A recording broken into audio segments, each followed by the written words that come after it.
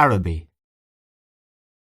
North Richmond Street, being blind, was a quiet street except at the hour when the Christian Brothers School set the boys free. An uninhabited house of 2 stories stood at the blind end, detached from its neighbours in a square ground. The other houses of the street, conscious of decent lives within them, gazed at one another with brown, imperturbable faces. The former tenant of our house, a priest, had died in the back drawing-room. Air, musty from having been long enclosed, hung in all the rooms, and the waste-room behind the kitchen was littered with old, useless papers. Among these I found a few paper-covered books, the pages of which were curled and damp. The Abbot by Walter Scott, The Devout Communicant, and the Memoirs of Vidocq. I liked the last best because its leaves were yellow.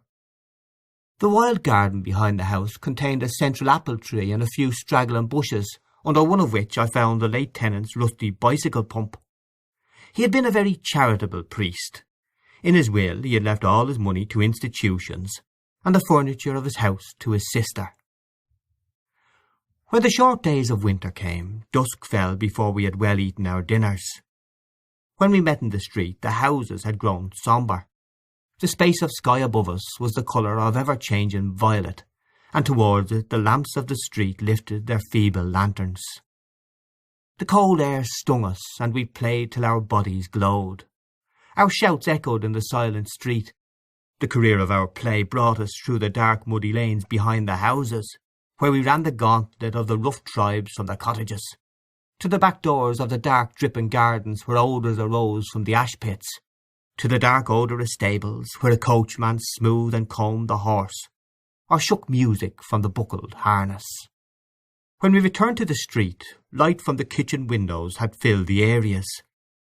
If my uncle was seen turning the corner, we hid in the shadow until we had seen him safely housed. Or if Mangan's sister came out on the doorstep to call her brother into his tea, we watched her from our shadow peer up and down the street. We waited to see whether she would remain or go in, and if she remained, we left our shadow and walked up to Mangan's steps resignedly. She was waiting for us, her figure defined by the light from the half-open door. Her brother always teased her before he obeyed, and I stood by the railings looking at her. Her dress swung as she moved her body, and the soft rope of her hair tossed from side to side. Every morning I lay on the floor in the front parlour watching her door. The blind was pulled down to within an inch of the sash, so that I could not be seen. When she came out on the doorstep my heart leaped. I ran to the hall, seized my books, and followed her. I kept her brown figure always in my eye, and when we came near the point at which our ways diverged, I quickened my pace and passed her. This happened morning after morning. I had never spoken to her, except for a few casual words, and yet her name was like a summons to all my foolish blood. Her image accompanied me even in places the most hostile to romance. On Saturday evenings, when my aunt went marketing, I had to go to carry some of the parcels. We walked through the flaring streets, jostled by drunken men and bargaining women, amid the curses of labourers, the shrill litanies of shop boys who stood on guard by the barrels of pigs' cheeks, the nasal chanting of street singers, who sang a camalia about O'Donovan Rossa, or a ballad about the troubles in our native land. These noises converged in a single sensation of life for me. I imagined that I bore my chalice safely through a throng of foes. Her name sprang to my lips at moments in strange prayers and praises, which I myself did not understand. My eyes were often full of tears, I could not tell why, and at times a flood from my heart seemed to pour itself out into my bosom. I thought little of the future. I did not know whether I would ever speak to her or not, or if I spoke to her, how I could tell her of my confused adoration. But my body was like a harp, and her words and gestures were like fingers running upon the wires. One evening I went into the back drawing-room in which the priest had died. It was a dark, rainy evening, and there was no sound in the house. Through one of the broken panes I heard the rain impinge upon the earth, the fine incessant needles of water playing in the sodden beds. Some distant lamp or lighted window gleamed below me. I was thankful that I could see so little. All my senses seemed to desire to veil themselves, and feeling that I was about to slip from them, I pressed the palms of my hands together until they trembled, murmuring, oh love, many times. At last she spoke to me. When she addressed the first words to me, I was so confused that I did not know what to answer. She asked me was I going to Araby. I forgot whether I answered yes or no. It would be a splendid bazaar, she said. She would love to go. And why can't you? I asked. While she spoke, she turned a silver bracelet round and round her wrist. She could not go, she said, because there would be a retreat that week in our convent. Her brother and 2 other boys were fighting for their caps, and I was alone at the railings. She held one of the spikes, bowing her head towards me. The light from the lamp opposite our door caught the white curve of her neck, lit up her hair that rested there, and falling, lit up the hand upon the railing. It fell over one side of her dress and caught the white border of a petticoat, just visible as she stood at ease. "It's well for you," she said. "If I go," I said, "I will bring you something." What innumerable follies laid waste to my waking and sleeping thoughts after that evening. I wished to annihilate the tedious intervening days. I chafed against the work of school. At night in my bedroom, and by day in the classroom, her image came between me and the page I strove to read. The syllables of the word Araby were called to me through the silence, in which my soul luxuriated, and cast an Eastern enchantment over me. I asked for leave to go to the bazaar on Saturday night. My aunt was surprised, and hoped it was not some Freemason affair. I answered few questions in class. I watched my master's face pass from amiability to sternness. He hoped I was not beginning to idle. I could not call my wandering thoughts together. I had hardly any patience with the serious work of life, which, now that it stood between me and my desire, seemed to me child's play. Ugly, monotonous child's play. On Saturday morning I reminded my uncle that I wished to go to the bazaar in the evening. He was fussing at the hall stand looking for the hat brush, and answered me curtly, "Yes, boy, I know." As he was in the hall, I could not go into the front parlour and lie at the window. I left the house in bad humour and walked slowly towards the school. The air was pitilessly raw, and already my heart misgave me. When I came home to dinner, my uncle had not yet been home. Still, it was early. I sat staring at the clock for some time, and when its ticking began to irritate me, I left the room. I mounted the staircase and gained the upper part of the house. The high, cold, empty, gloomy rooms liberated me, and I went from room to room singing. From the front window I saw my companions playing below in the street. Their cries reached me weakened and indistinct, and leaning my forehead against the cool glass, I looked over at the dark house where she lived.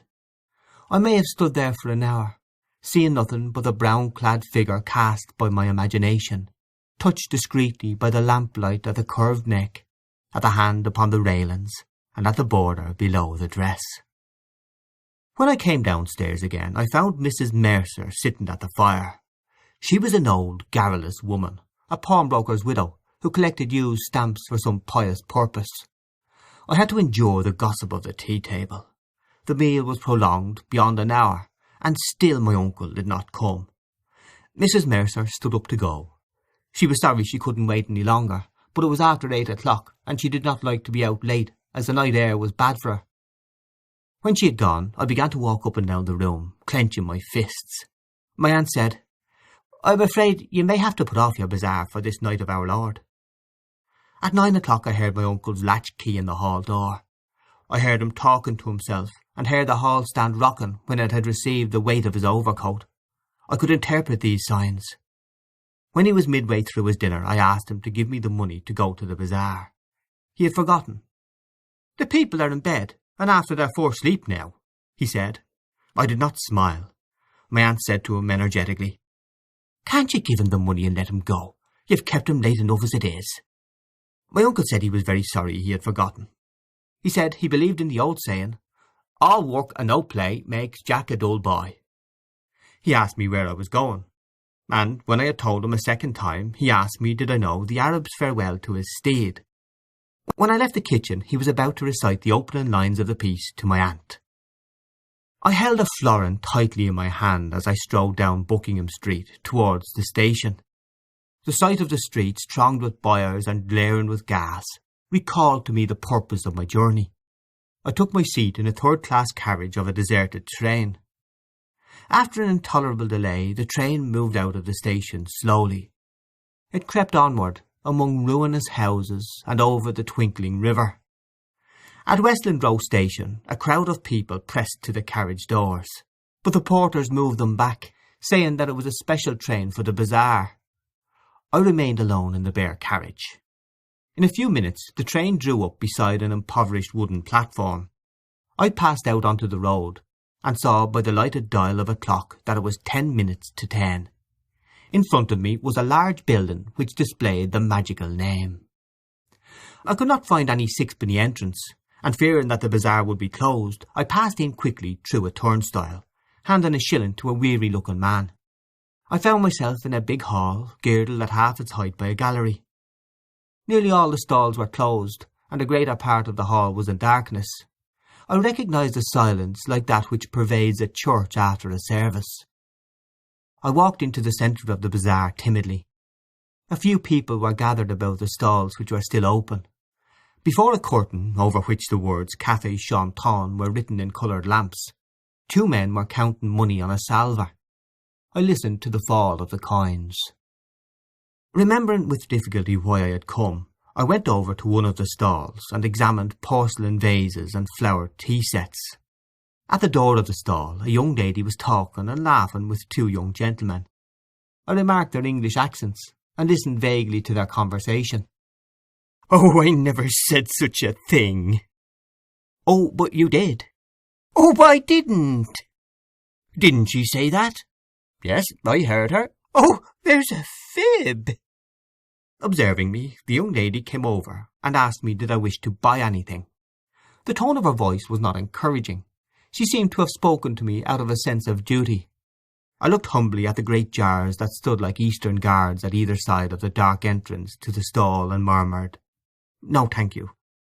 The young lady changed the position of one of the vases and went back to the 2 young men. They began to talk of the same subject. Once or twice the young lady glanced at me over her shoulder. I lingered before her stall, though I knew my stay was useless, to make my interest in her wares seem the more real.